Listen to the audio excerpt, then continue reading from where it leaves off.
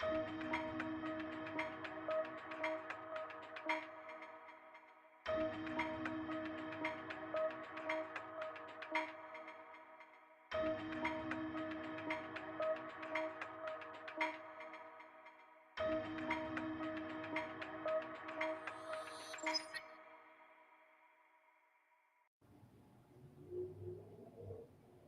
what's up, Jeff?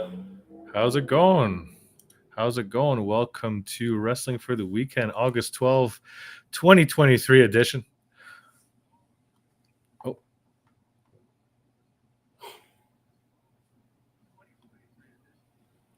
Give me a second here. I'm getting some feedback.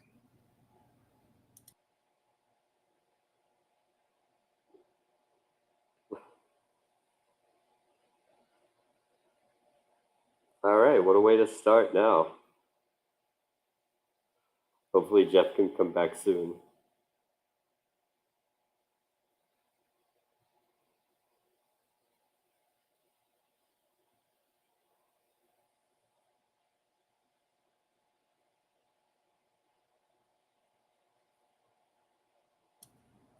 We good now?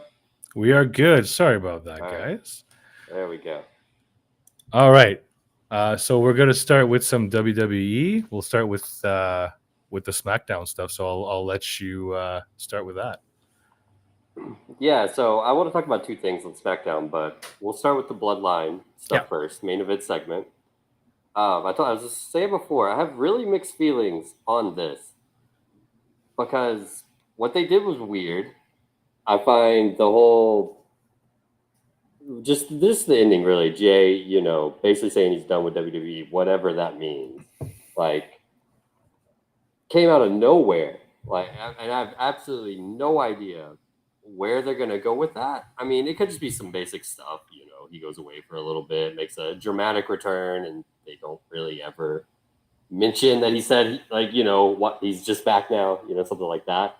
But I mean, it could be interesting too. It was very unexpected, but the weirdest part I feel like is how I'm not that excited for what I think they're going to do after. But the segment itself was awesome. Yeah, that seems fair. It was great, and it actually, like, Jey Uso ending the show like that looked like such a star. Like, it's so weird how he's so far above Jimmy now. It's absolutely insane. That's definitely a thing. Yeah. The whole crowd chanting his name. It like I was sold on him being a main eventer in the sense that I could 100% buy him like getting that match against Roman at SummerSlam. And I still wouldn't say I'm like sold on a chance of him winning the title, but I think I'm sold on him being a permanent main event act now as a singles guy somehow. Like literally from that segment, because it was insane. He took out Roman, then he fake teased that he was gonna make up with Jimmy, and then he was like, "No, fuck you," and kicked him too. And that kick sell was crazy that he did. And then he leaves through the crowd. They're all chanting his name. Like, he just looked like a star, like in a way that I don't even think he has yet before. Almost like a weird segment. Yeah, like a very like Austin or Punk-esque kind of exit. Yeah, it was right? definitely Punk vibes with the whole I'm leaving WWE is what I was thinking, which is crazy to say about Jey Uso.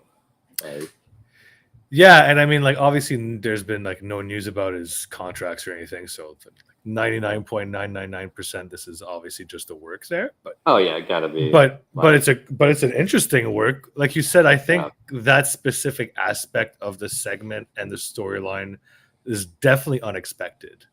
That's certainly I will say too that the way Jimmy explained it, as I said before, like I didn't think there was an explanation he would give that I would necessarily like.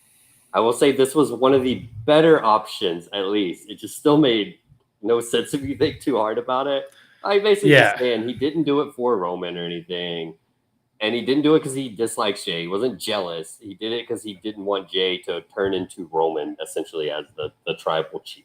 Right. All what it did to Roman. That I feel like that was probably one of the better reasons. And the best part was Jay didn't accept it, obviously, at the end. Which he shouldn't have, because it's still a crap reason. So I can actually buy them feuding more this way. because more just Jay is just done with his shit, and not some like melodramatic like I hate your guts kind of thing. Now like Yeah, I was expecting it to be. so I will say absolutely. First of all, the not doing the jealousy angle. Thank goodness. God. That was my least favorite aspect, and I was really hoping they wouldn't dumb it down to that because I feel like that would really do some disservice to a lot of the layers they've put in the story Or already. joining back up with Roman straight up too. That was No, don't. That was the worst. That was the top worst option. I really didn't want that. So now it's almost like the bloodline is just really dying. Like even the Usos were no longer in it, and now they're even split. But neither aligned back with the bloodline, so it's like the whole thing is just crumbling down. So now it's just Solo and Roman. Mm-hmm. Yeah, and Paul Heyman. I did see. And Paul Heyman. That's right. That's right. A post this morning. It was so funny. It was. I mean, I think it isn't anything to read deep into, but he was basically just making a weird smiling face while like the Usos were arguing in the ring last night. Right. But they were like, "Look at Heyman's face. He's clearly the ones pulling the strings for all this." But I don't know if it's that deep. But I do feel like, I don't know, he's going to have a more important role, like the more things start coming down around Roman. I agree. Like, especially if he's the only one left. Like, it's going to be interesting. Well, he probably thinks right now from the kayfabe character perspective, like he's happy to see the Usos beat themselves up because it still like keeps them away from Roman. And from their point of view, they were weak links and they were rightfully cut out, right? So yeah, he really, I mean, he was getting really tired of him at the end. I wonder what Paul specifically with Solo, because I could actually see Paul aligning with Solo when that's with Solo, yeah, not Roman. So Roman just loses everything basically. That would make Roman sense. For sure a face though, not Solo, which that would be kind of interesting because I think it could go either way. The crowd would cheer Solo turning on Roman, obviously. True. I do think that, like, you know, in the grand scheme of things, the plan is to make Roman a face, but man, I don't know. Do you want to make Roman a face before Mania? Because that screws Cody Not hard. Next year, I don't think so. But yeah, I did see. I don't remember what the like source was, but it was on one of those like Twitter accounts that was always like quoting the like the paywalled websites, right? Like Russell Purist or something like that. But they said that there was internal talk, you know, about trying to hold off Jimmy versus Jay until WrestleMania. But most people were of the, you know, logic that was too long for this. Well, they would have to. They'd have to cool it off and then heat it back up. You couldn't. Which Jay Lethal could potentially do, but I don't know if you want him to stay gone that long. Like, it depends what they do. For me, like if he stays away long and then like Roman's story still just stalls until that gets fixed, that sucks. But we don't know what's up with Roman either. What they should do is they shouldn't make him like go away, like forgotten about. Like they kind of, I feel like they like to do that, so the surprise is better. But they should have him just like filming stuff, you know, like for social media, you know. Like, I don't know, he can go back to visit the tribal elders and stuff like that. Hang out there and do some videos. Like, I don't know. Yeah. I think it would be like, it's not going to happen, but like, it would be pretty wild if he like did stuff like do a match at GCW or something crazy like that. Though. I know. That'd be, and GCW I feel like would be the place that fucking do it. Because they wouldn't expect anything, right? They wouldn't expect anything beyond a one-off. It'd have to be a very tame GCW show, though. I don't think they would even let them do like a death match on the same card because they'd be worried about people watching for the WWE match and seeing the whole card. Which, I mean, they could do that. They could just put on a bunch of spot fests. You know, they've done shows like that before without just like... it would be... I mean... Like I said, I really don't think it's going to happen, but it should, and it would be amazing. He could do something for like Booker T's indie or something like that, though. Yeah, that he could. See guys do that. That'd be the one indie they'd let him do. They did let him do, yeah. Yeah, and they could have Booker talk about it on NXT. Oh my goodness. Oh my god. They could do that. But did you hear the Rikishi rumor, by the way? I did. He debunked it himself, but obviously he would say it regardless. So, and I don't think he tweeted and deleted it on purpose, but I don't know. It's interesting. I mean, I wouldn't mind it. It sucks that it got potentially spoil. But I mean, at the same time, he's the one who put it out there first. So I also think I think I buy it. I think because like why would a promoter actually do that? Like I don't know. It's weird. that I don't And know. why would he tell whoever's booking the show More that he importantly, wanted to this. play it? More Like importantly, this. Like even why? just casually, like I mean, I do feel like wrestlers do talk like probably more than they should about stuff, like But but an indie promoter that's is just not such a somebody you weird talk to. thing. I guess they're just like, hey, I'm so excited, I'm gonna go do a WWE thing. I don't know, like I don't know, I don't think it's gonna happen. No, And Payback seemed really soon to do it anyway, but maybe yeah. I mean, For maybe at the anyone match that, at Mania. doesn't know though, that's watching, the Rikishi thing was on like a poster. It said, "See him before he referees the main event of Payback" or something. Yeah, So like assuming that's, I guess it could just be Uso versus Uso. It wouldn't have to be like a 4-way for him to be special rep. I don't remember exactly if it's specified. right. Or I'm just not. a 3-way if Roman's off. Like it could be all three brothers. That Do you actually think? make more sense because Do you think they're gonna Roman's stretch it out to Payback, or do you think it's gonna go beyond that? Because like Payback's not that long for Jay to be away. No. I mean, I think they could do multiple combinations. So you might see something like that, triple threat, one show, a singles match between the two brothers, another show, singles match between Solo and one, another, stuff like that. I don't know. Well, Roman's not defending. I can guarantee you that. No, I do imagine he's going to take off probably till Saudi. Yeah. Especially if he's, I don't think the injury's serious or anything, but just banged up. I mean, he's not wrestling. No. I mean, he already only wrestles like I think he's only wrestled twice since Mania, maybe 3 times. Been less than I think it's been 3: SummerSlam, Money in the Bank, and because there was a. Oh, is that it though? No, because I feel like there was a there's a TV match. I think there was a Saudi show after WrestleMania. Well, and I'm pretty sure he was on it. I don't know. Remember. I'm not sure. Sure. I think it was the pay-per-view. Well, no, Backlash was after. Was there a Saudi show? I thought they already did one this year, didn't they? It was before Mania, wasn't it? It was like in March. Right, I gotta look this up. I'm going. I think there was one in March and maybe even one in January. I don't know. This is more your area. There's only been one, but yeah, it's harder to keep up. I know they're doing a second. It's giving me NXT shows too. Was it Night of Champions? Yeah, it was Night of Champions. He definitely wrestled on that. Wasn't that Logan? That was the it was a tag team match. He challenged for the tag titles. Remember? We all thought he was going to win. Right. Okay. So he's had one singles match. I'm just gonna one singles match. That's crazy. But I do want to double check Cage match real quick because I think he may have wrestled one like random TV match. I think it was just tag. A SmackDown match. I want I to know say he was advertised for that Raw after Mania, but that match never happened because Brock attacked Cody. Right. Maybe that's the one. I don't know. But I think I think he's but on that match never started, so yeah. He's done house shows too, but we're not. That doesn't count. That doesn't count. I'm surprised. But he has been singles matches. Like he defended against Rey Mysterio in Mexico at a house show. That's crazy. And Cincinnati randomly too. Before that, also against Rey. Let's see. So yeah, we got SummerSlam, Money in the Bank, Night of Champions. Yeah, that's it. Yeah, 3 matches. Crazy. Yeah. Way less than MJF at this point. Dude's wrestling twice in one pay-per-view now.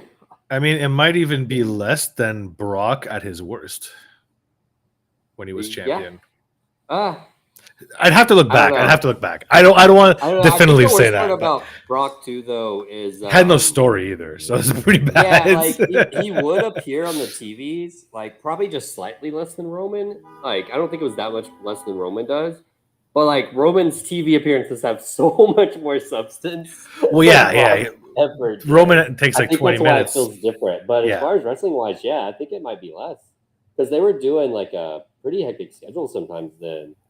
When it was just full network, they didn't have all the Peacock money. So they were just trying to push out like a lot of content to get you to watch. Like Brock wrestled in Japan, shit, like for network. Yeah, I remember that. That's crazy. Yeah, squash Kofi Kingston. They can wrestle Big Show on one of the Japan shows too. Crazy. Yeah, like so. This will wrap up this first part of the event of SmackDown, I guess, because one of the two big things that happened on SmackDown. I think we can go on like what you said, I'm not sure where they're gonna go with this at all, and how they're gonna get to a match I'm from just terrified this. I'm not gonna like it. Is my main thing. I'll keep an open mind because this was obviously better than I was expecting to. So, but yeah, just terrified. I'm not gonna like it. Yeah, like when is he gonna come back? How long is he gonna be gone for? What is Jimmy gonna do? Yeah. What is Roman gonna do in the meantime? That's also I concerning. wasn't on last week, so I didn't talk about SummerSlam. But like, I fucking hated the ending of that main event. And like specifically, not even all the overbooking or whatever. I can take it, like, but just Jimmy costing Jay that specific thing because I was so worried that the follow up was going to be so terrible. So I'm at least feeling a A little bit better, better yeah. now after SmackDown. It's only been 1 week though, so it's not going to Yeah. just stay neutral like for a little bit. Yeah, for me the main issue was the match itself and the finish both together.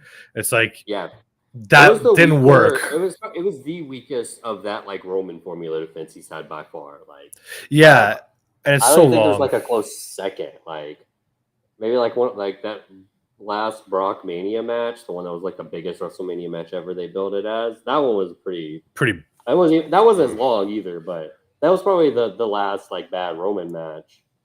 And I mean, I wouldn't call this one like bad per se, but it was getting there.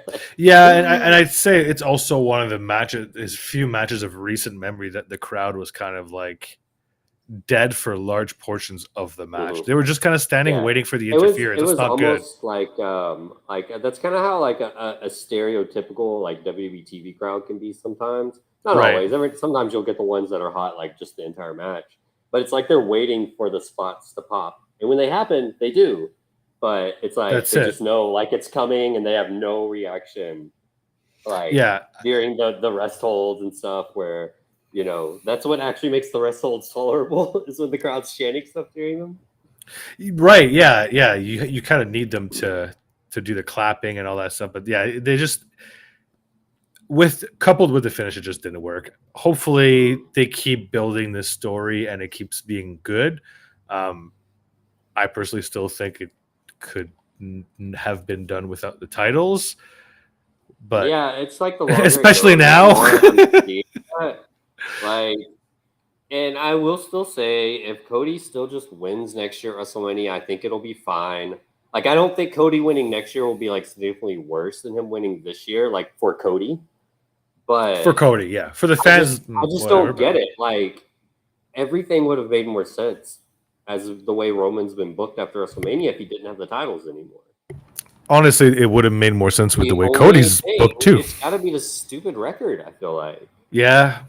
I will say the silver lining is the Seth World Heavyweight Championship run has been really fun, and we wouldn't have got that obviously if Cody won. Like, no True, chance. Like, true. I don't think they would have done the second belt thing because unless they separated them and because of the retired stupid- one, but yeah. Yeah, something like that. But that's like the only silver lining, really, I feel like, because that's actually been really good on Raw. But yeah, I don't. It's so weird. And like Cody's stuff with Brock easily could have been for the title. It would have been better. It would have the been one better. match Brock won wouldn't have been able to go like that because I don't think Brock was going to win the title. But they could have for like a month or two. But like, wouldn't that have been amazing heat? Imagine how mad people would have been, and then he beats him back. I would have liked it too. That's like really typical, like Dusty booking too. Is not necessarily the beating back part, but Dusty would always win the title and then lose it back like real quick because it was always about the chase for him, you know, like which became so dissatisfying over time. I've heard for like the fans though. So yeah, you got to have some runs. But I mean, I agree with that typical logic though that like. Especially with how hot Cody was, like people would have been furious if Brock beat him the first time. And if he wins it back, I think that'd be great. If he won it back at SummerSlam in that match or something. Yeah, and he's a two-time champ, and he's beaten Roman and Brock. Like holy shit, he's set for life. Not to say he's not set still, but I don't know. I still think all these stories make more sense the other way around. The longer it goes, it's like looks more and more apparent, and like it's weird because. Like they're clearly it's still working, like, you know, of course, and everything like that. So it's like they'll never accept that, you know, it wasn't the right decision, and we can't prove that it's not like business would have been better. Who knows? it probably would just Of have course, been we up can't to prove same it. No. pace. Like, but just from a logic standpoint, I don't think you could really argue that it wouldn't just logically make more sense. Yeah, I mean, I'm in the same boat. I've been saying that since Mania, really. But I think it's the record. I really think it's the record, and which actually makes me fearful for Cody even winning at Mania if it's that serious. Well, here's the thing, and we're going on a bit of a tangent, but I still think it's a good conversation to have because Roman's had the title for so long. Yes, it'd be good at Mania, but like somebody can still get hurt or something can still happen. Yeah. What if Rock's available? Are you not gonna do Rock? They're gonna do Rock. Honestly, so I don't think Rock will ever do a match again. Like, I don't think so either, but I'm just putting it out there. I think like physically, I don't think he would want to. It's like he's gotten so big. I don't think he can wrestle. Like, well, he's so heavy, right? Yeah, like, yeah, he'd have to get his cardio. He'd have to go 30 with Roman apparently. So I guess. Yeah, and I mean, I think the best you're gonna get's like a short thing, a segment with Roman, maybe if they even work him into the angle. But I was halfway expecting him to maybe do like a little thing with Grayson Waller at SummerSlam. Sure, you know, if he's free. But that's like it. That's like my ceiling for what to expect from a Rock appearance at this point. Like I don't know. I really give it almost no chance. Yeah. Even if he has the scheduling availability. Okay, well, we can put. What if Austin's available and they want to give him the match? Because that's the thing crazy. And like, would you really say no to that? Of course he would.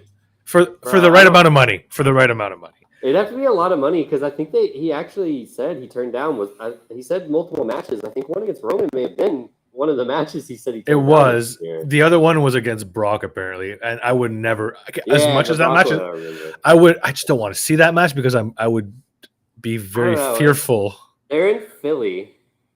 I just don't know. Like Austin is Austin. It doesn't really matter where they are. But like the KO one was way better because it was in Texas. It was they made a whole angle about it. Could they do some stupid nostalgia thing for Philly? They could bring back Rob Van Dam.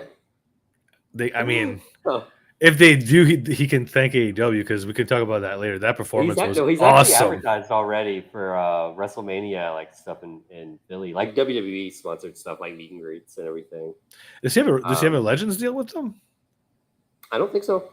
Smart. If he did, I don't think they would let them do. He will.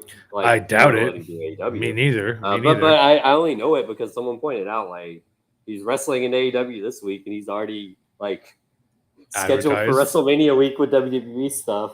Baller. I don't know. WWE loves him. Like they always bring him back. Like it's so weird. I mean, I've never heard anything really bad about Rob Van Dam. But Vince loved him, and I'm pretty sure Triple H does too.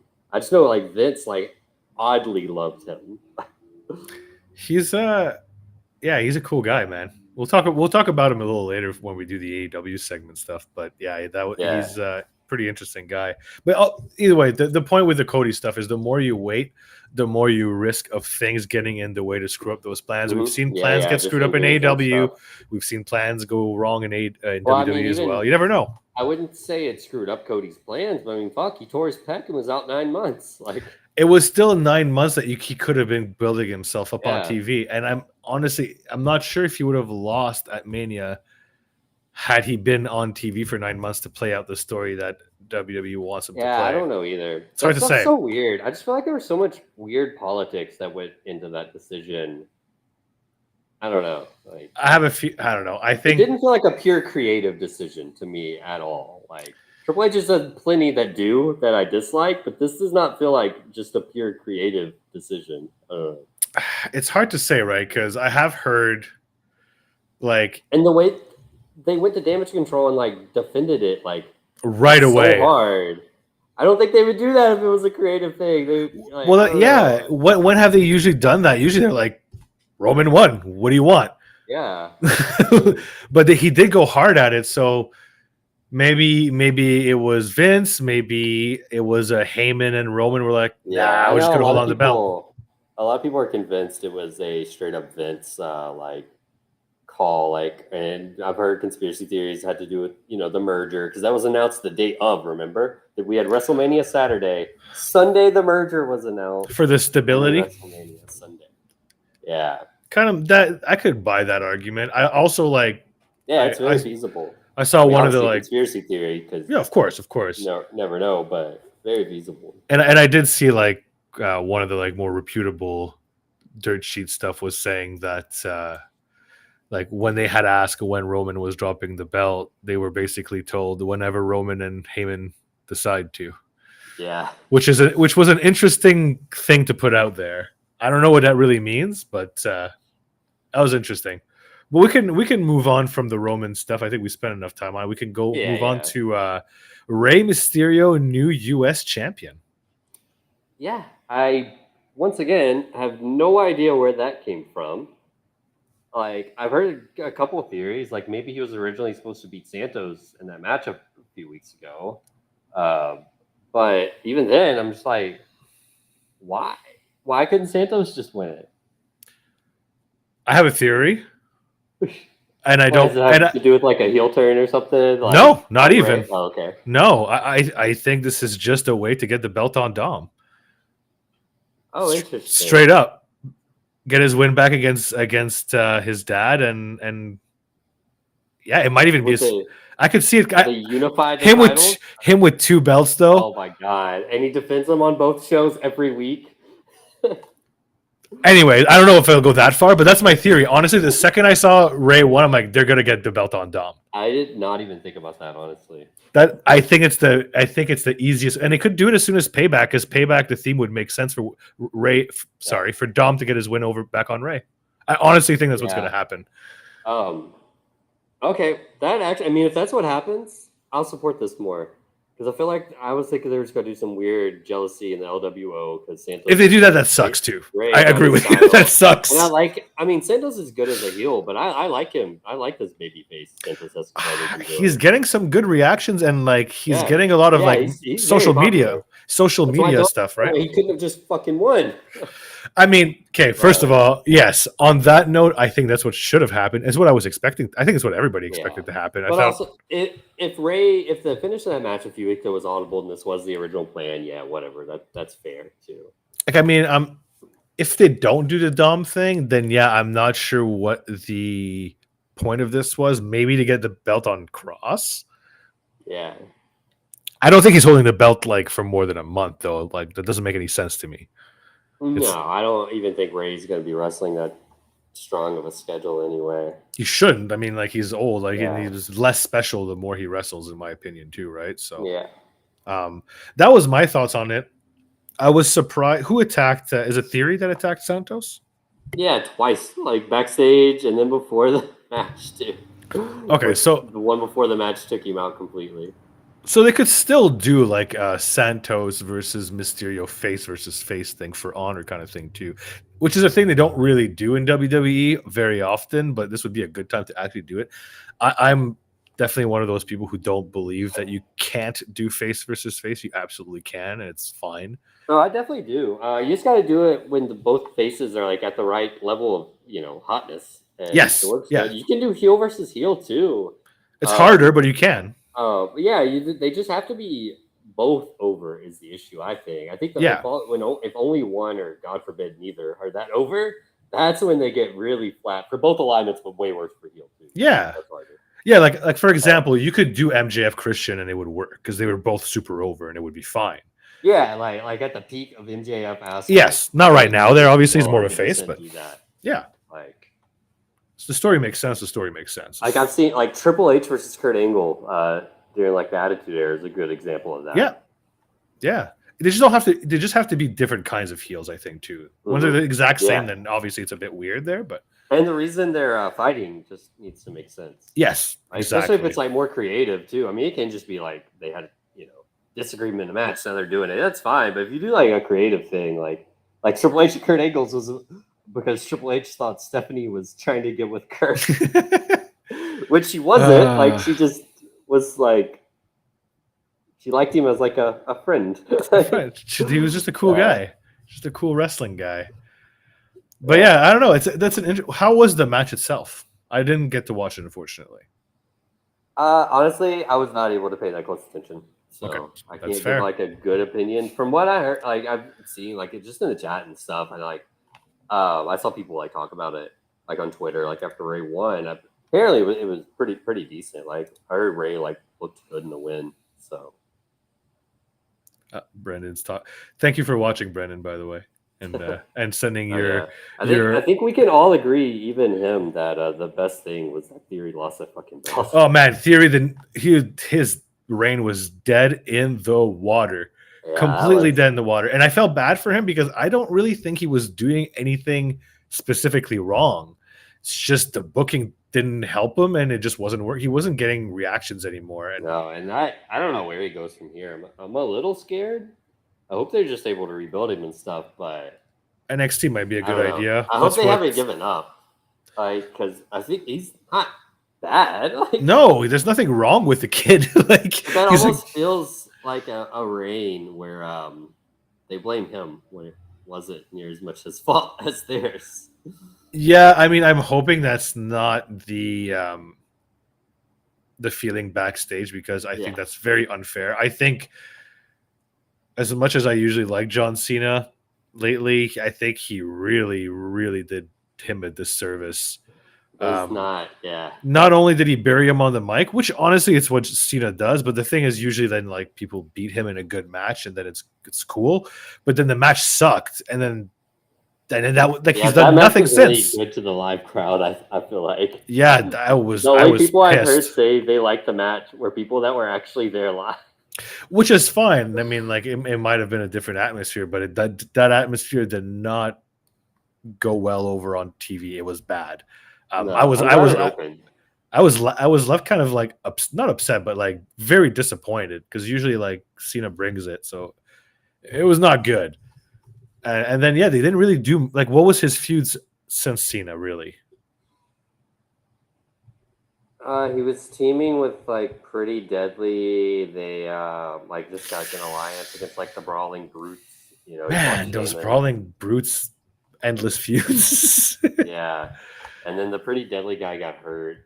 Oh, that's what happened. That's too bad. I forgot about that. I don't know how far that would have went anyway, though, that little alliance. But they were doing it for like 2 or 3 weeks. I mean, the problem with that too. 6-man at least. But yeah, they did help him retain his title, but that was more, I think, to get back at the Brutes. I don't know.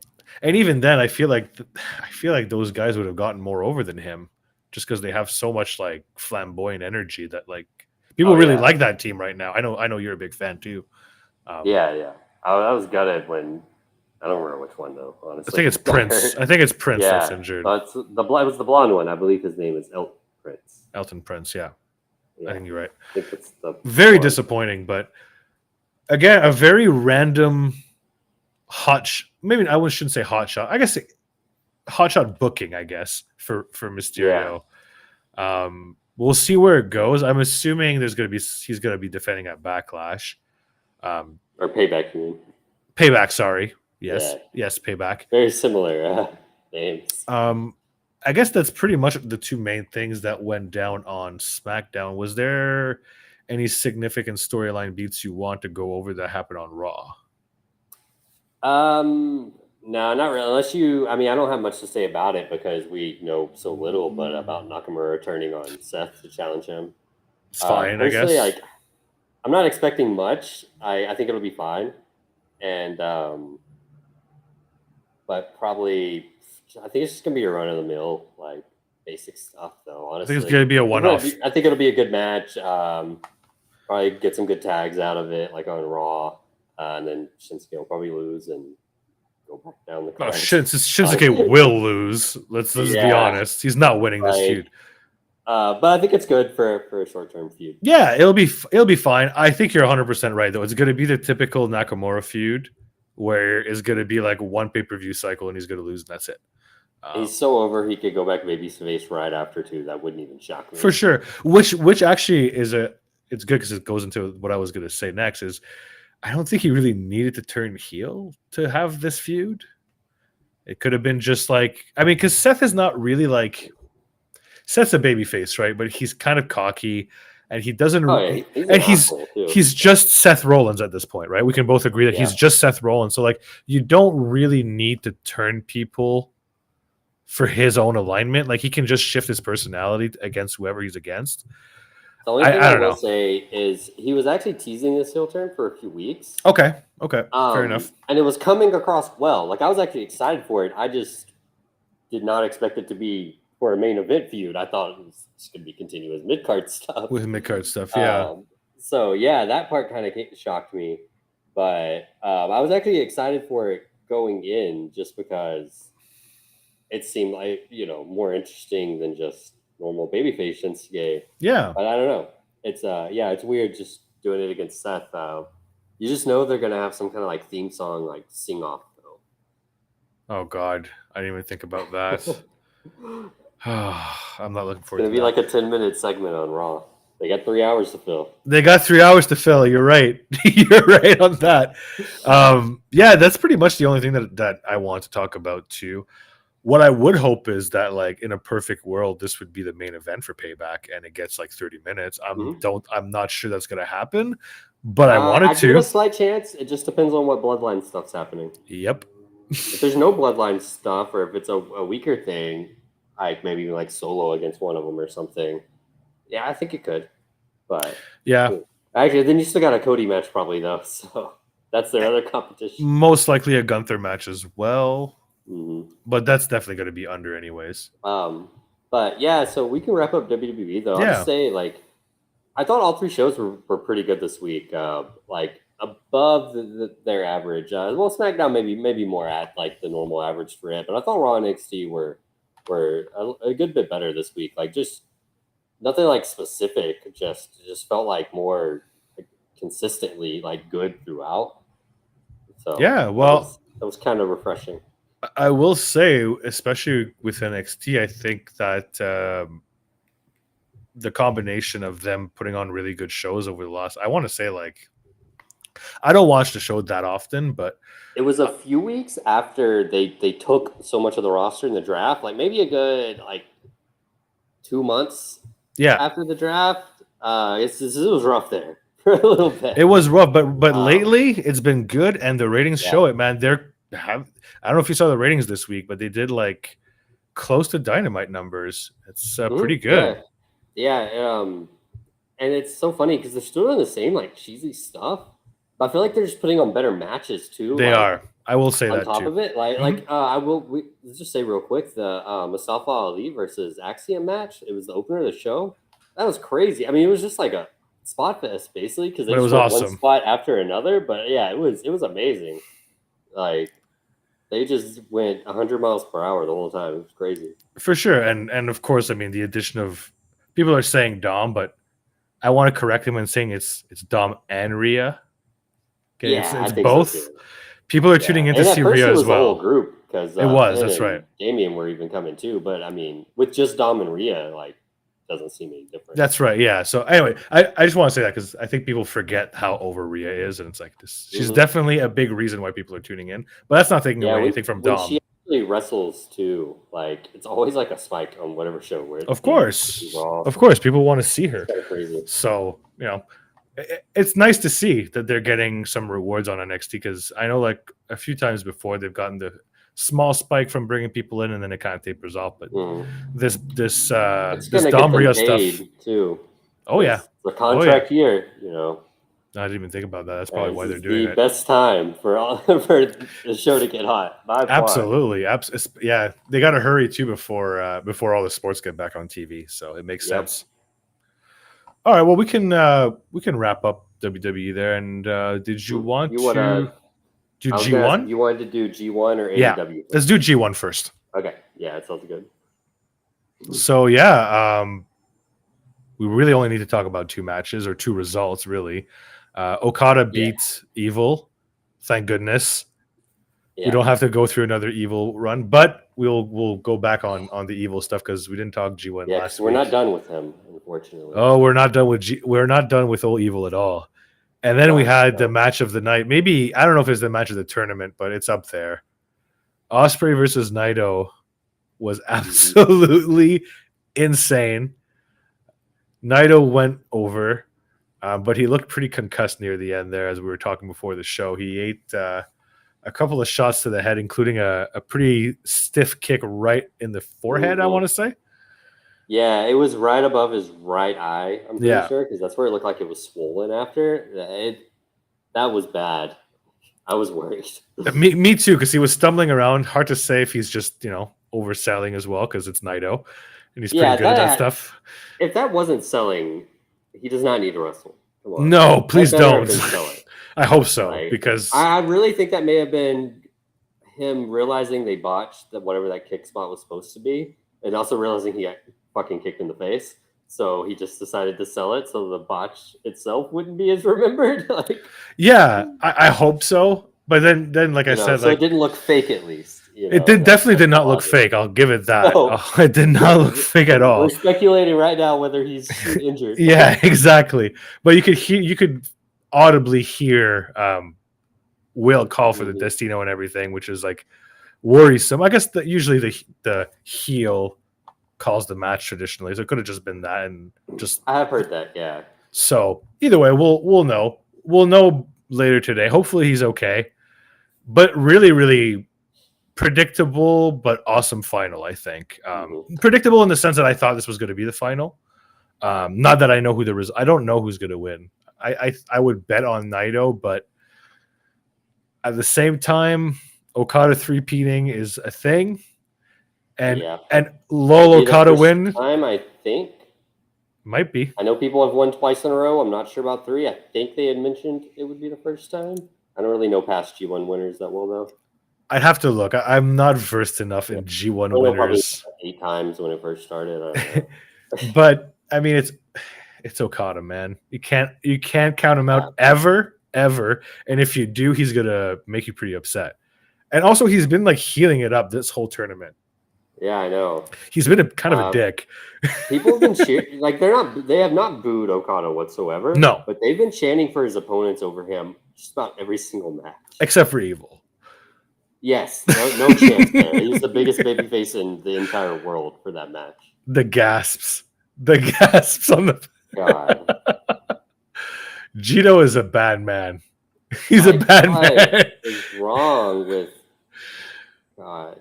It's the Dick Togo stuff, man. It's so much. You didn't watch the match, but like when they first started interfering after the ref got knocked out, they ended up they had Okada where he was basically like standing on his head. They were holding him up by his legs, and they split his legs so Dick Togo could jump off the middle rope and hit him in the dick.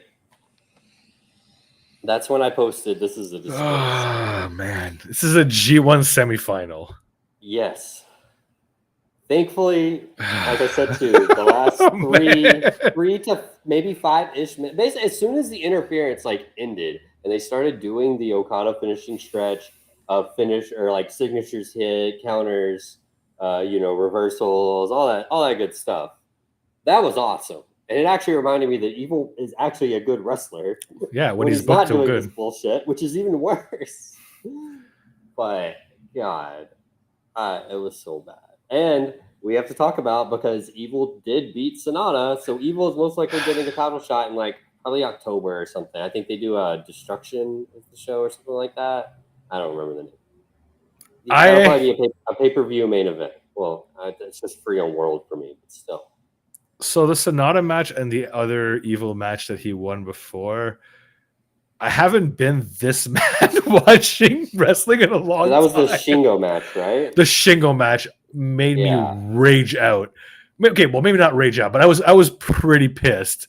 Like, yeah, they got good heat, but my God, was it, like you said, a fucking disgrace. Anything like WWE has done, like 100% for sure since Triple H took over, but I'd go back even farther since like at least like last year of it. So I don't think they were doing anything this bad. I honestly think that the more I think about it, the more it's like it's legitimately the like end stages of Jeff Jarrett Reign of Terror bullshit. It's like the same fucking formula, the same ref bump, and the same like just deflating finish. But like there's like no good match in the match either, which makes it even worse. Like you said, at least this Okada match sounds like it had like a good 5 minutes in it. The Shingo match was trash, like all trash, except for like Shingo And so Li, for those who didn't see it, like Lij all came out except for Naito and like helped him out. He got hit with the first finisher, and then Hiromu pulled the ref out. So, and then Shingo hits his sequence once, and you're like, okay, he's finally gonna do it. And then he just hits everything is evil and wins. Yeah, he did the low blow first. But right, they did the low blow first. That's that's actually his finisher, though. It's not that everything is evil. He doesn't win if he only hits that. He has to push you into the ref, hit you with the low blow, then hit it. That's the only way he can win. That's his landslide. Yeah. It's his the dick punch. Blow. It's not even a good low blow. It's like the shittiest uppercut. It's like the Attitude Era, like overly dramatic one they used to do all the time back then. That's probably where he got his influence. Makes perfect sense, actually, now that I say that. For that gimmick, is that's exactly what the gimmick is. Yeah. Infuriating. Probably one of the best heels going right now, but my God, it's annoying as a fan. Like, holy crap. Yeah. And it was way too much of that. So you had Evil and Yano matches on the same night. That's the problem, right? The entire G1 too. Like, at least split that shit up. Like, they were in different blocks, but the blocks were on the same night. But like half the Kenta matches were like that too. Half the BC matches were like that too. It's too much of this shit. Like, I will say, at least David Finlay didn't really do it until the end. Like, for some reason, like the last block, like the match against Okada Ospreay, and I think the one before it, then he started doing interference. I was like, what the fuck? You haven't done this all tournament. Against Kingston too. Like, whatever. Yeah, that was the one. But yeah, like Kenta's was like that. It's just so fucking annoying. So like, I guess that since we're talking about annoying stuff and like the whole overall G1, like what's your overall like feeling about the G1? How would you rate it? Have you enjoyed it overall? I will say, like, there was never a point like while I was watching until the very end, like when Evil won those matches, basically. Where I thought, like, this is bad. I don't want to watch this. I was enjoying it throughout, but then when we got to the end, I realized how so much was pointless and not, like, great enough to justify it. Yeah. Like there was, I mean, you had your, like, more top-tier matches. There's probably a good bit of those, maybe, like, 10 or so.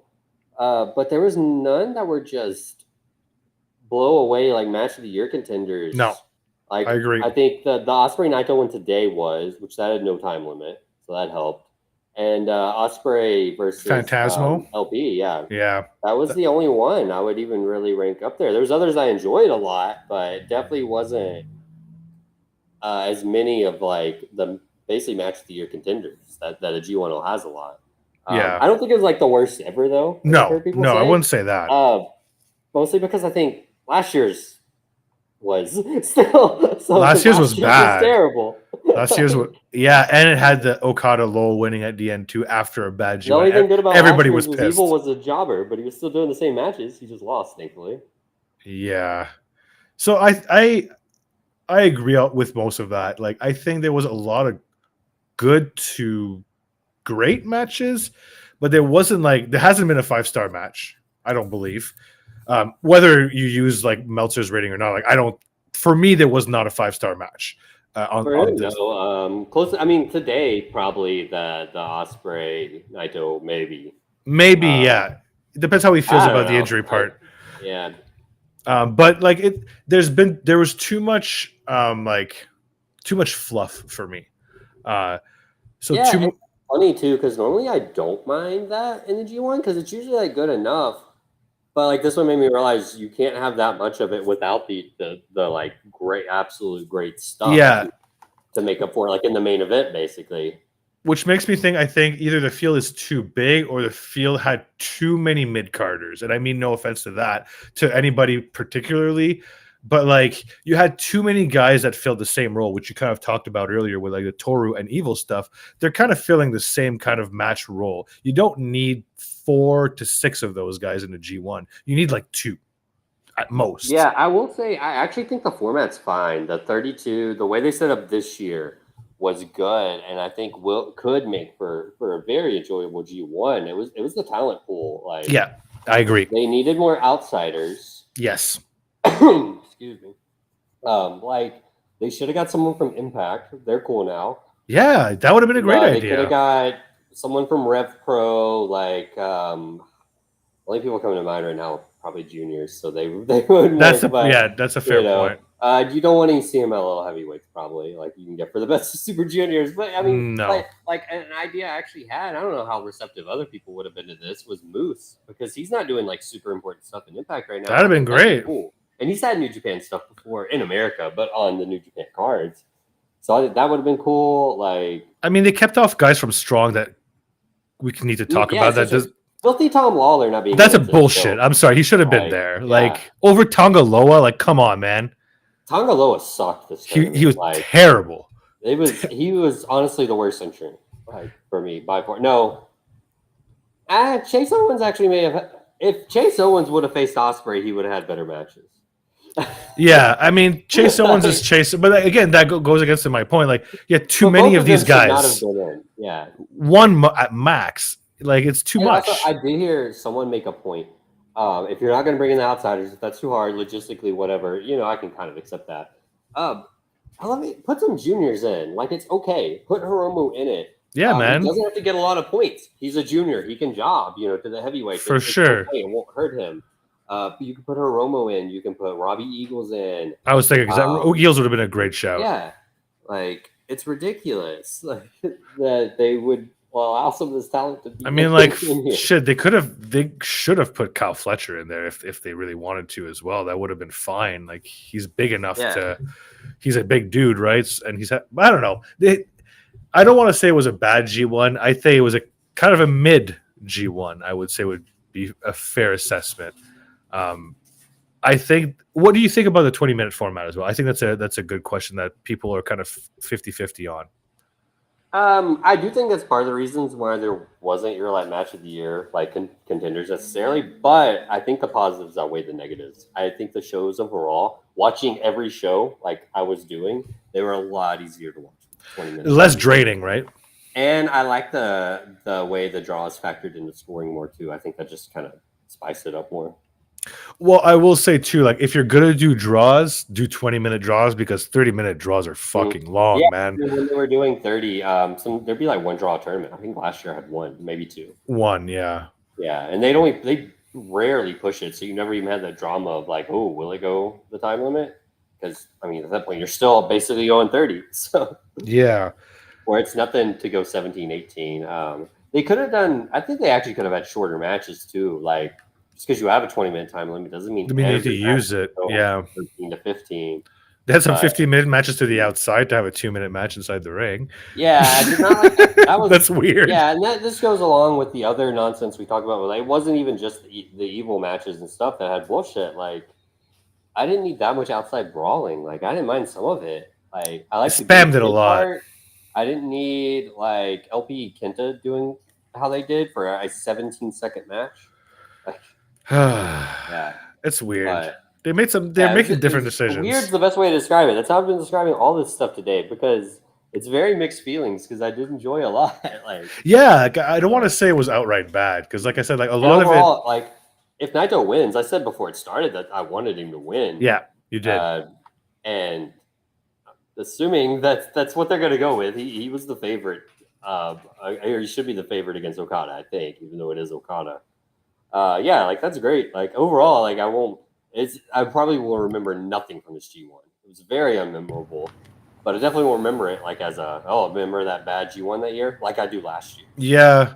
I hated last year. I'll remember a few Shingos. I remember Kingston having a good tournament and being very happy with his tournament. I have no issues with how they booked him.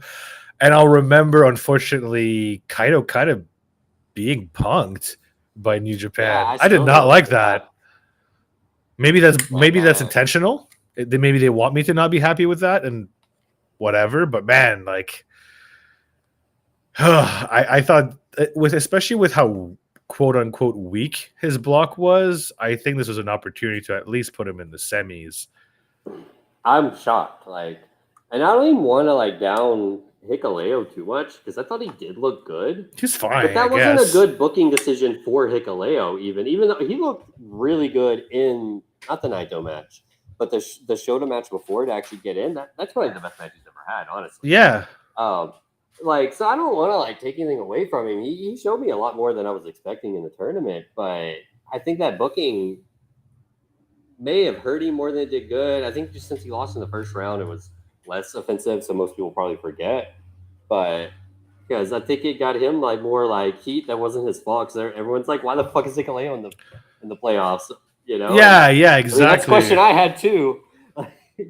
And again, like it goes back to too much bullshit. Like not that Hikaleo is full of bullshit, but like you already had a shock with Evil going into the top 8. You didn't have to have him Yeah, and Hikaleo in the top 8 it and should have been dilute the pool. Kaito, in my opinion. And if not Kaito, it should have been Shooter or Yoda Suji. Like, why Hikaleo over all three of them? Yeah, I would have. I honestly thought they were gonna go Umino just because like they've been. Mm-hmm. It's to me, it's obvious just by the way they talk on commentary and just the way he's presented that he's like they want him so bad to be the next Tanahashi. So they're gonna push him to the fucking moon, but just in the New Japan way. It's gonna take like 4 years, but I think even with how hot Tsuji is, I think Yoda's or not Yoda, sorry, Umino is still gonna be their guy.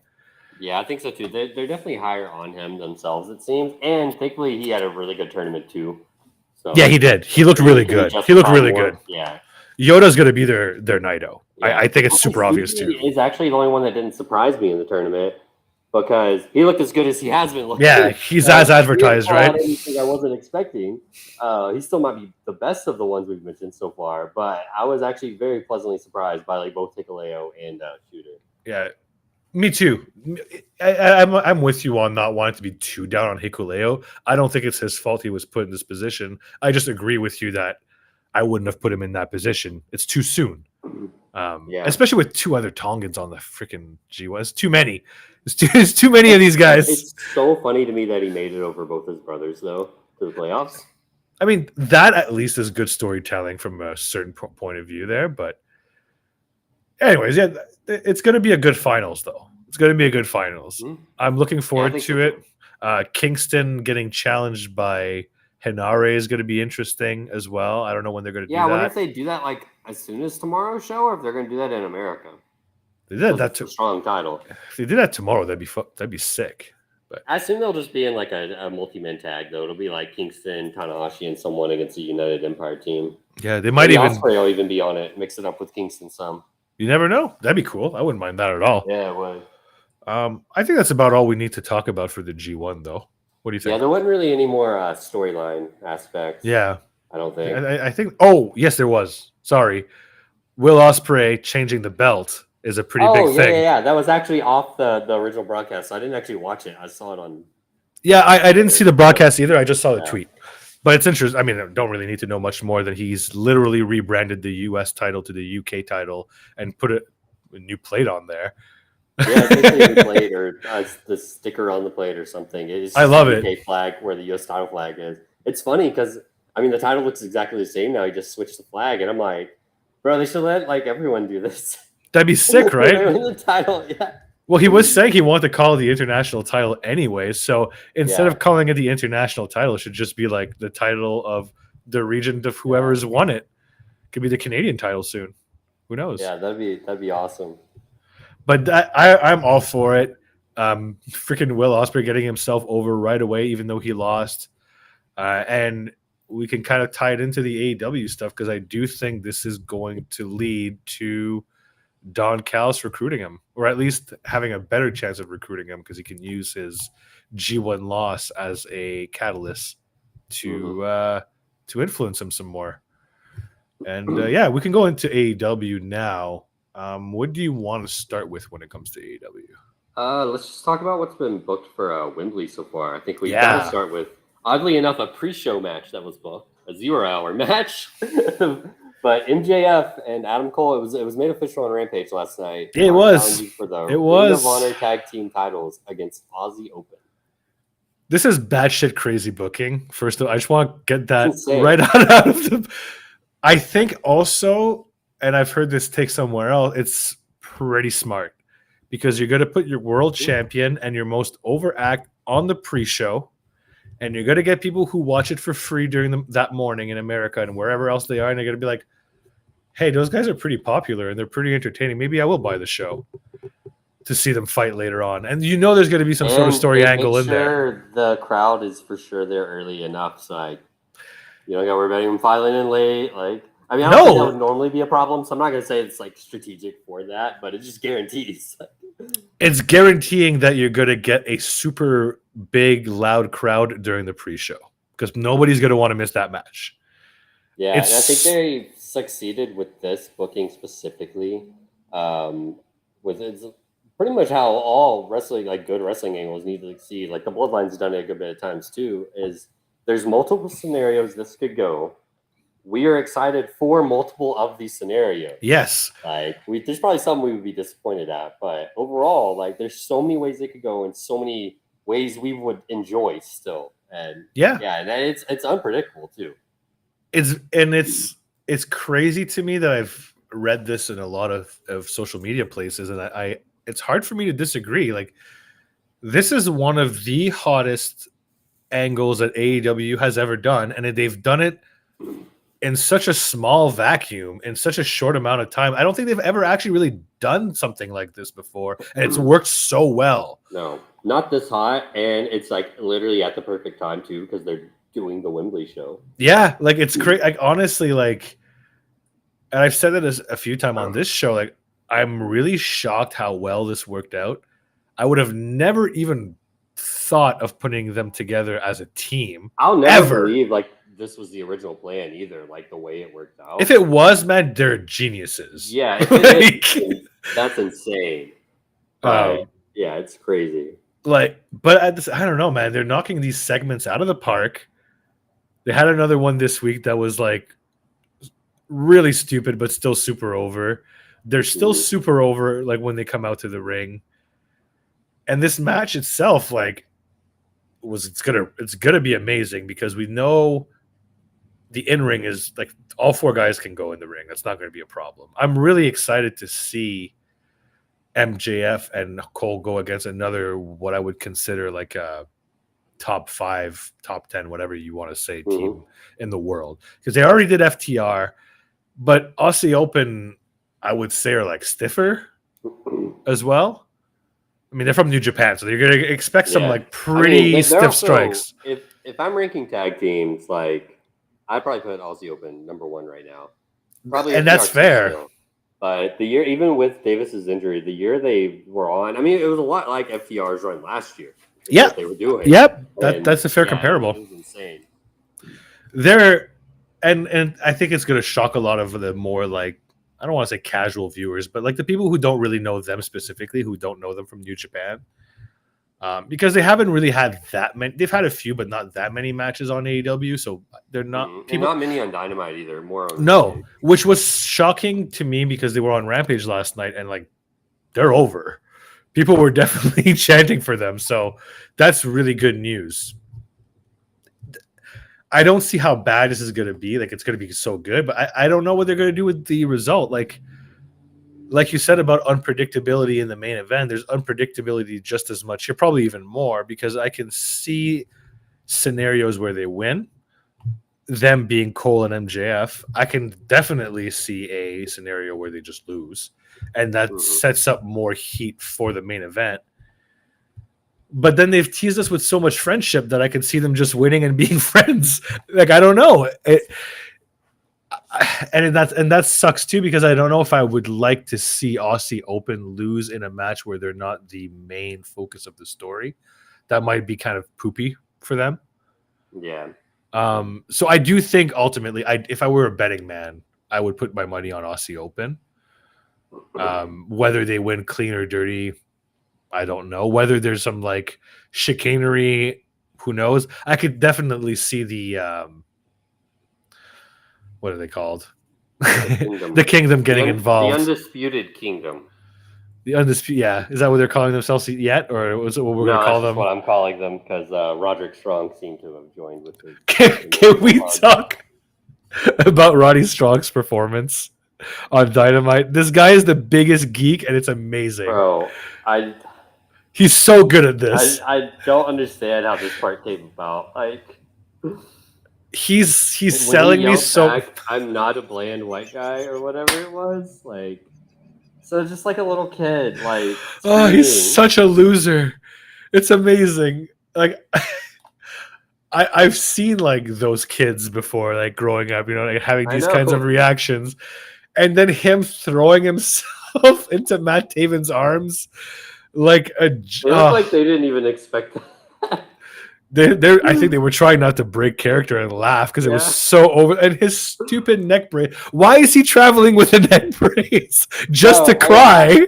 I saw. Yeah, I saw. I was like, is Cody really paying this dude to travel, or does he buy his own ticket? Just to cry about it. Yeah. Oh my god! But yeah, the Taylor Swift line was amazing. Having a whole arena Oh yeah, I forgot chanting, about that. having a whole arena chant "Shake It Off," and then she announces her album that night. Yeah. Some smart stuff there. With I believe those album that song was on. There you go. I wonder if they knew something. I don't know. MJF seems like he would They got definitely. the head scoop from Jeff Jarrett. Jeff Jarrett. We're gonna have to talk about that soon too. But we'll go through the other matches that are now. This one's gonna be amazing. Like I can't believe that they're gonna be giving us Cole and MJF like twice in one night. That's like, I wonder how talent feel about that. But because it's still two For a spots. one-off special thing like this, I mean, and because it's on the pre-show, it's not on the main card. I don't. No one can have a logical complaint. I don't think. Not about the hottest angle on the show on both shows too. So that's gonna be sick. What else was announced? FTR and Bucks number 3 is official as well. They didn't make a big deal about it. They won their match against the Hardys and they called out FTR. FTR came out right away and they just had a stare down. They didn't really say anything. They don't really need to say anything. It kind of sells itself. It's gonna be amazing. I don't really have anything else to say. Yeah, I would say match is gonna be great. Probably a match of the year contender. May not even be match of the night though, with other stuff booked, which is who knows. But yeah, I mean, that doesn't look. They're not really doing an angle, which is fine.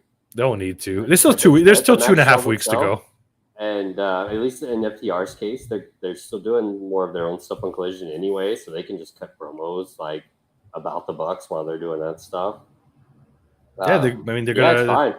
They're going for I bet another the Bucks title. make an appearance on Collision though for like a surprise super kick spot. I would bet everything that they do it once.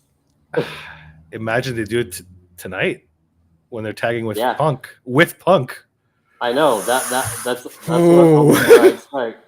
Really? You're actually expecting? And, oh man, you could have Ricky Starks like take out Punk like before he can like really like react to the Bucks or anything. Like he sees the super kick, but then Ricky takes him out. Do something like that. Oh man, Can you imagine? I mean, I love all of this. Please do all of this, Tony. I would. Yeah, that's awesome. I want and you know what? You might be right too, because Kenny did say, "Oh, we're going to be on every show," and he made sure to say Collision last. Which the crowd gasped at. They know what they're fucking doing. They know what they're doing. But yeah, so I think the match will be good, but I really don't have anything else to add. No, I mean, it's I like definitely believe the winners. It's a toss-up. It just depends on what they want to do going forward with the tag belts. Okay, so you're with me there too. Yeah, you could do either or. I think it just depends on what other plans you have. Personally, I don't even think I care. Like Bucks can win it back. Doesn't matter to me. FDR can keep going. I mean, I think what it is to me. Not only as a fan of the Bucks, as a fan of a guy who likes a little chaos, I do think the Bucks winning would get a lot of people's panties in a jiffy, and I think that would be really good. I think it would get people talking a lot. I don't disagree there. And I think it would also give a reason for FTR to have even more of an edge, and either side more with Punk or do something different that we don't expect. But I don't know. I have a weird gut feeling that the Bucks are gonna play spoiler to FTR. They're gonna do. I think they might even win like with some slight chicanery as well. They might do some vintage Bucks bullshit. Maybe some cold spray. Now, I was just curious. The betting odds for that match right now have FTR as the favorite at -250. So that's fairly close still, though. Interesting. We'll see. We'll see what happens. Usually have a decent betting odds favorite. Unless Yeah, of it's just, course. like extremely obvious, And in this like case, Cody it's is not. favorite against Roman, obviously. But Man, some people must have made some good money on Roman.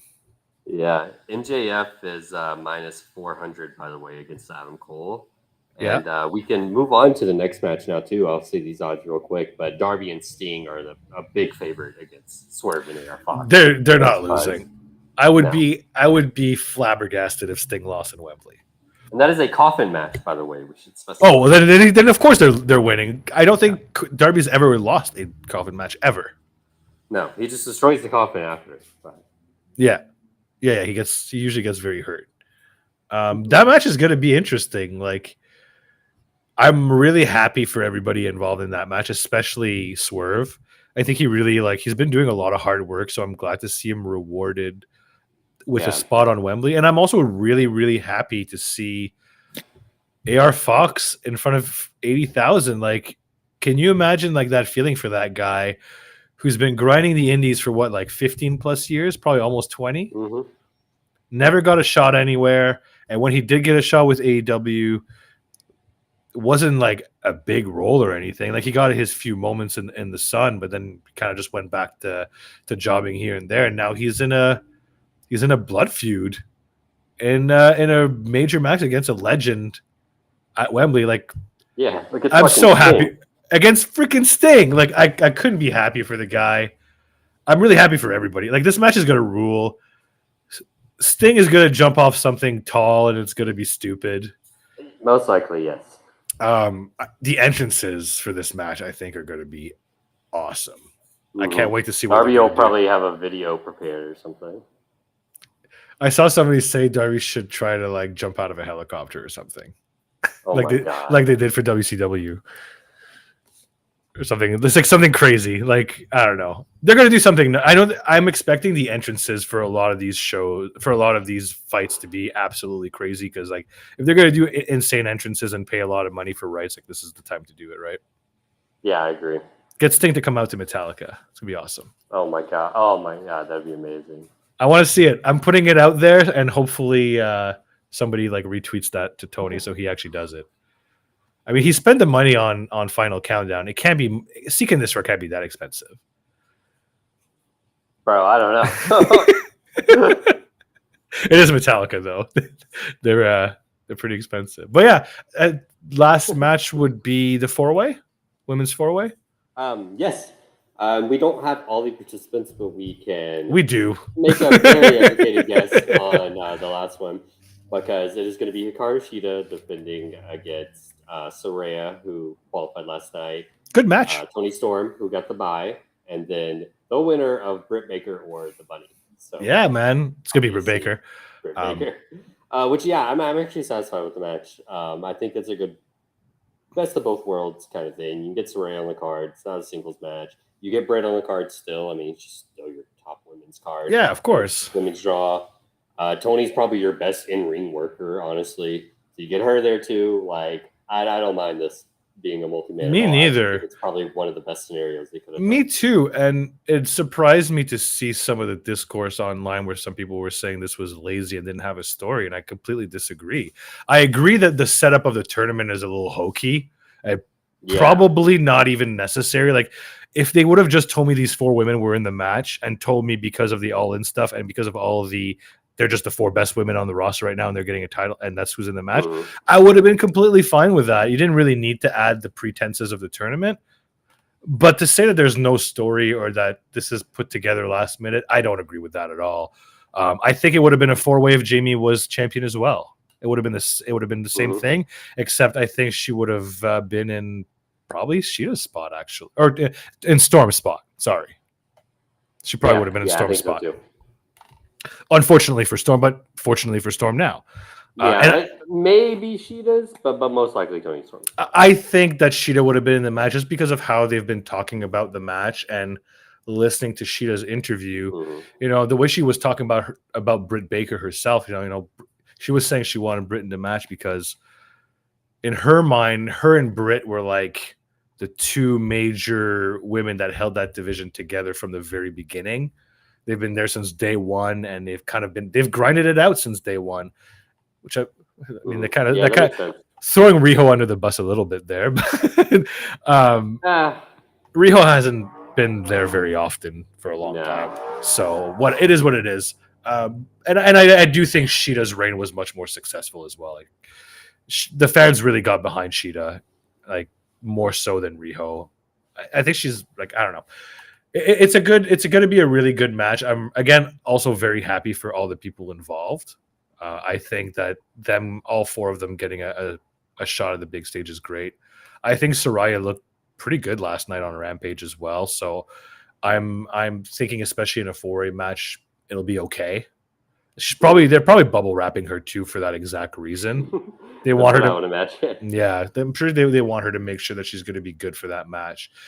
Like I mean, Tony and Sheeta can wrestle a paper bag. Like it doesn't really matter. They'll have a good match, especially. And I'm kind of with you on Tony. Like what she's been producing the last year and pretty much honestly ever since she's gotten to AEW, like she just doesn't miss. She always has good matches. She always hits hard.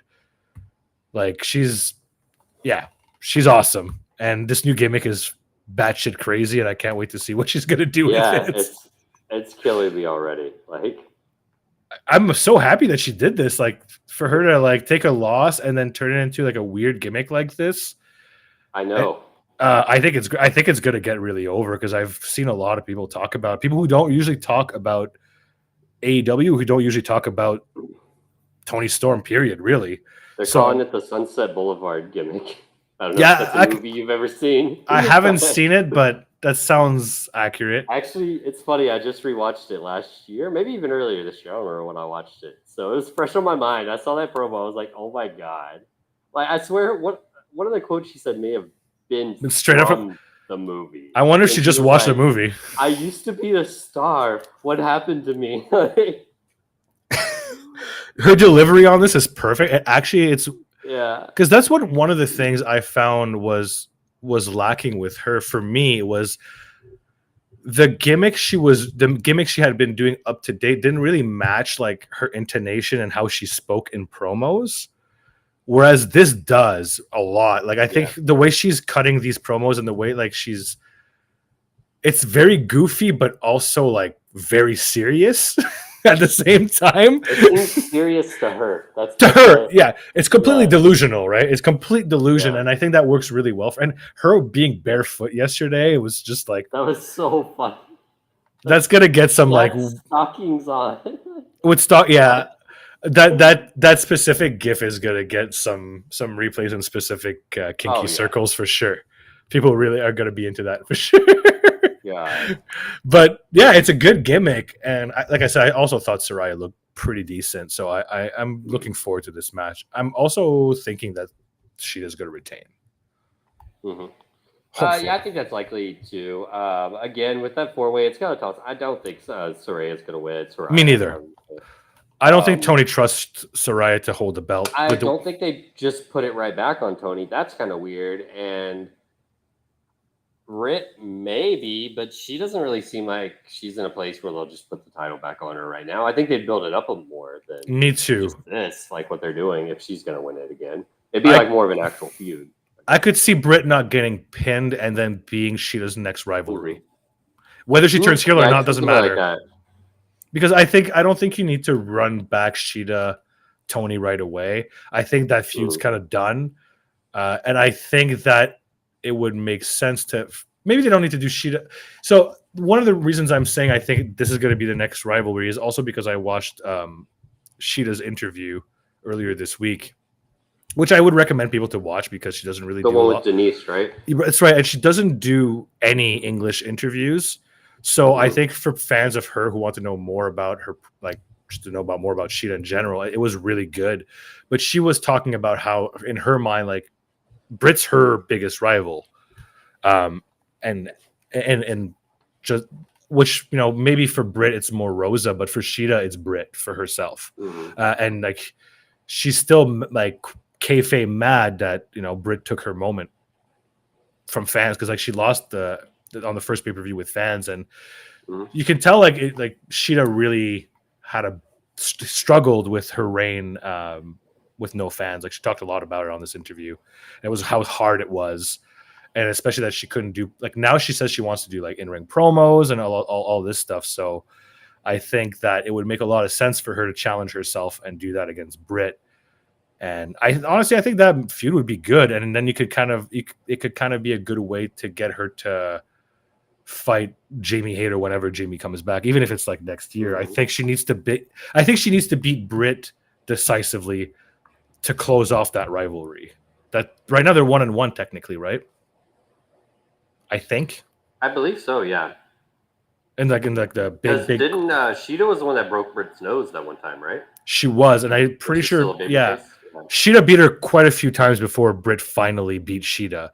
So like I'm pretty either they're tied up or I think Sheeta might even still have like some more wins over her. So from Britt's kayfabe POV, she probably wants to like beat Sheeta. It's just they're both faces right now. They're not friends, but I think are those all the matches that are announced so far? I think so.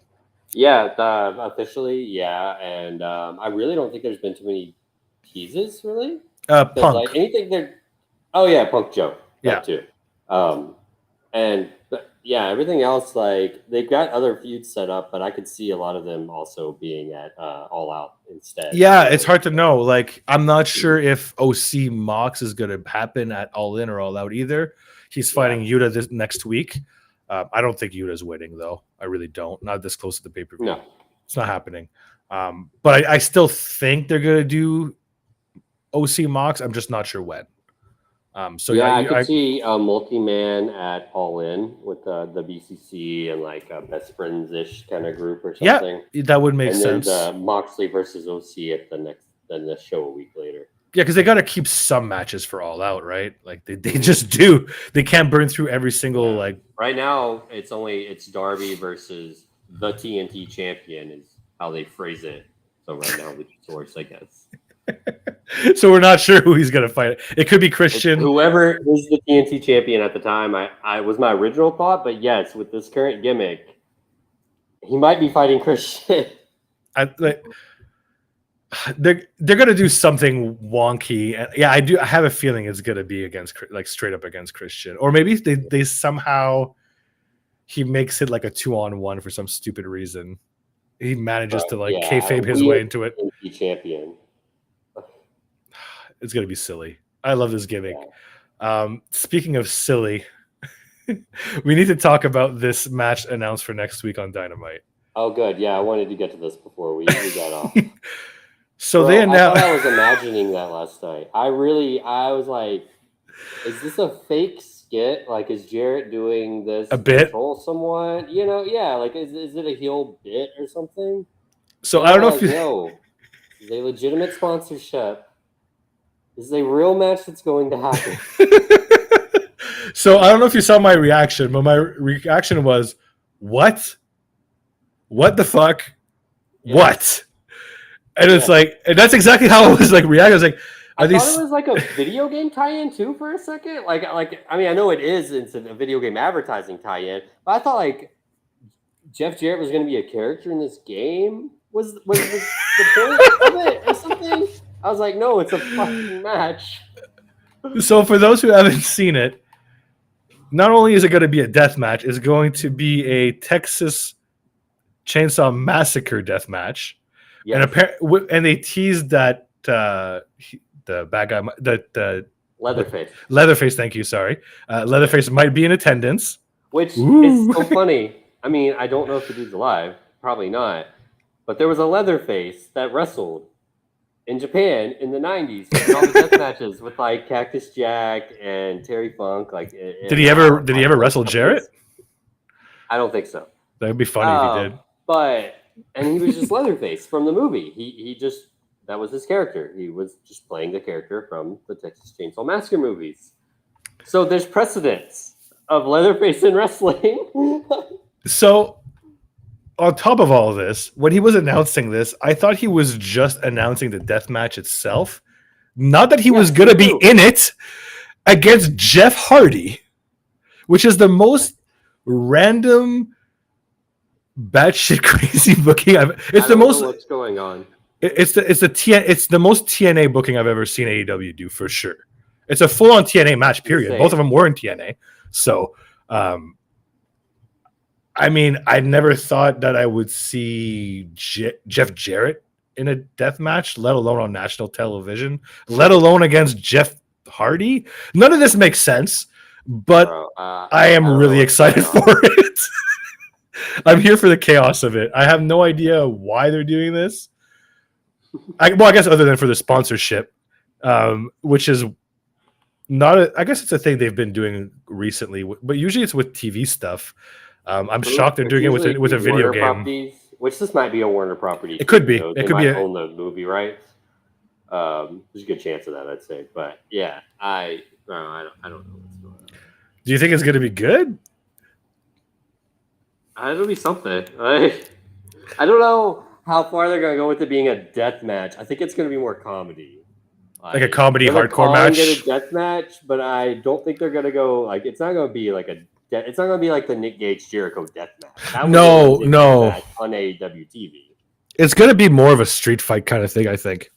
Oh, yeah, you see, he's right. They had that Rick and Morty sponsored thing. Oh, yeah, I forgot about that. Early on. Yeah, that was before I was watching much, but I remember seeing that. Yeah, they did have the Rick and Morty thing. I forgot about that. Man, that was a while ago. They've had a few. They had the House of Dragons stuff a few times. They had the Shark Cage match as well. That was another one. They did that Kong versus Godzilla one where they did it was like Jurassic. Oh my god! They did the Cracker Barrel match. That was awesome. That one was dope though. That one was dope. I love that awesome. One. Yeah, that was some cool stuff. So I don't know what's gonna happen. I think it's gonna, like you said, though, it's not gonna be a death match because they said bring your crew. So I think it's gonna be more like gang wars kind of stuff. Because there's probably gonna be like Ethan Page and Matt Hardy, and then like it's a cinematic match. It's not even in the arena. It might be better. I don't know if they would do that on Dynamite. That would be a very Rampage. Honestly, that would be such an Impact thing. Yeah. It would. I would accept it on a Rampage more myself too. But either way, like I don't think it's going to be cinematic because I think that they're going to want to get some weird crowd pops, and I think the crowd is going to somehow love this. And then one more thing we can close off to was the RVD match on Dynamite because I thought it was awesome, man. I loved it. I loved everything about the match. I was pleasantly surprised. Me too. How well RVD did his usual stuff. He only had like one, maybe two, like where he looked a little on. I mean, he did not look good when he was walking down to the ring, though. No, he didn't. But when he started going, he still hit the stuff for the most part. Like I know, like the split leg moonsault, is the one I remember. Yeah, he kind of like didn't get up. He missed, and he had to do it again, and so Jack like rolled way too early. But other than that, I mean, there was nothing that bad. Like. Yeah, and even then, it didn't like that was the one spot that did look a bit slow, but it didn't look terrible. Good for the most part. He's and then slower, but not. I mean, not bad and barely noticeable. He's 50. Like he's gonna be 50. He's gonna be a bit slower. But the spinning leg kick into the barricade from the outside to the outside of the ring, though, was holy crap. That didn't look bad as far as like a work perspective, but that was. You'd almost call that botched too, because he was not supposed to kill Jack like that. Jack ate that bump. Yeah, but he probably loved it. His entire upper body had to have been so sore from that. Oh yeah, he took like all of RVD's weight on his chest for sure. But man, like I love the crowd for this too. The crowd was so into this; they were so happy. And it was just long enough. Like we had talked about it, like a couple, like I don't know if you. No, it was with Blaze last week, but we were talking about how we like talked about it just on the chat. On the chat, yeah. But it had to be just the right length because if it goes on too long, like it's gonna drag and it's gonna look bad, and people are gonna gas. But it was perfect, and I like the finish too. Like he was still kind of protected, but Jack got his heat, which is good. He got the Jerry Lynn pants on as well, which was funny. So that was a nice touch. I think we covered pretty much all of the big beats of everything, so that's pretty good in that. Yeah, we could wrap up just real quick with a look forward. It's actually a light weekend for once. We got Collision tonight, obviously, with a really big trios title match though with Punk and FDR. Yes. Yes. There's actually a Triple Mania tonight. I did not realize they were doing such a quick turnaround. Their last one was almost exactly a month. It was a little less than a month ago. I thought it was going to be another 2. Last year, this one was in October. So yeah, I don't know what's up with that. But isn't QT Marshall going for a title on this card? Yeah, it's like a 4-way, and I can't remember who else is in it though. I know Penta's won. I don't remember the other 2 either. Yeah, but the card actually looks really good. I hated the last Triple Mania. Yeah, I'm hoping they do a better job because it was shite. I mean, I know the presentation is going to be just as bad, so I'm prepping for that. Fortunately, the English guys I don't think are traveling still, which is so stupid because Larry Dallas, who's the English commentator, one of them, said he offered to pay for his own ticket. They're like, I mean, I guess they would still have to set up more stuff that they don't want to if they were there live, even if they're not paying for plane tickets. It's so crazy. But the card looks good. I don't know if it'll be the main event. It actually probably won't. But it's a Vikingo. He's defending it. Speedball Mike Bailey, Jack Cartwheel, the new Daga. It's not the one from like Lucha Underground. I don't know who this guy is. And there's one other person. I don't think it was just a 4-way. I think it was a 5-way. Yeah. And then what's probably going to be the main event though is going to be that finals of that tournament thing. I don't remember the name, which is LA Park, Roosh, Psycho Clown, and Sam Adonis. Sam Adonis is 100% getting pinned, though. I don't know who's winning. That doesn't matter because whoever gets pinned is who loses their hair mask. Yeah, and that's 100% Sam Adonis. I mean, if they do a shot and it's any of the other 3, I will lose my shit. I will lose my shit. I don't see it at all. Psycho Clown's not losing his fucking mask. No, he's one of those popular wrestlers for sure. It's not happening. Yeah, so if anybody other than Adonis loses, there's no way LA Park is going to do business. It would take a lot of money, is what they've always said, for him to lose his mask. Yeah, I mean, I'm not even convinced he's going to show up. So there's a good chance. I mean, Roosh wasn't going to show up. I know, and I'm not convinced he's going to show up to this show either. Yeah. I'm until all 4 of them are in the building. I'm not going to call. But yeah, that match should be interesting. And then tomorrow's the G1 finals.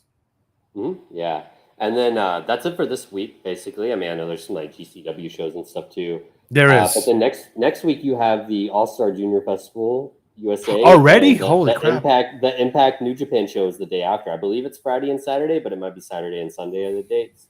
I'm like 99% sure it's Friday and Saturday. The Junior Festival is first, and then the I'm gonna Impact miss New Japan show is after. I'm most likely gonna miss all of that. I'm probably leaving next Saturday morning. I'm actually super free this weekend, so I was looking forward to watching them both. And for nice. Sure, the Impact show. I might watch the Junior Festival day after or something. We'll see. Yeah, I'll be away for the next two podcasts for sure because I'm going to be in England.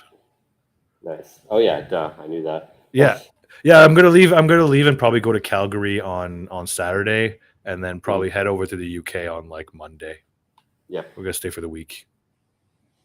It's gonna be crazy. Cool. Have you decided if you're going to that Rev Pro or anything else before all in? I haven't decided yet. I'm gonna run it by my pops and see if he feels like doing 2 nights of wrestling. I might, if he wants to do something else. I mean, I might go by myself. But I would say that Rev Pro show looks almost can't miss. It's Osprey Shingo. I didn't get very far into it, but I was listening to a podcast that Meltzer did with the Rev Pro owner. I only got just a little bit into it, but Meltzer was even talking it up. I mean, of course, he is the promoter he's talking to. Of course. But saying he could see match of the weekend candidates coming actually from the Rev Pro show overall. Possible. Mostly Shingo versus Osprey. Well, yeah, of course. Yeah, and then they booked Ishii, I'm pretty sure, Zach. It's crazy.